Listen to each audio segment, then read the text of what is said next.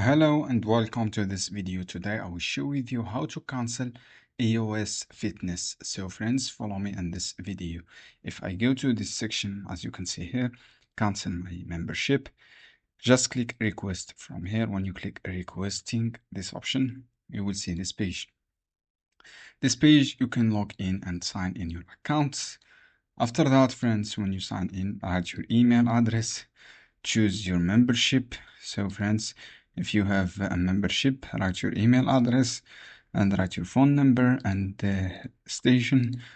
After that, friends, when you write all these details, write your gym and gym you want to from here, and then choose my membership here. After that, write a request from here. For example, I want to cancel my membership. As you can see here, membership, and then fill all details from here, such your number of agreements and all details here, and then click submit. This is how you can do, guys, to cancel your membership. I hope this guide helpful for you. Don't forget, give like and give share this video for more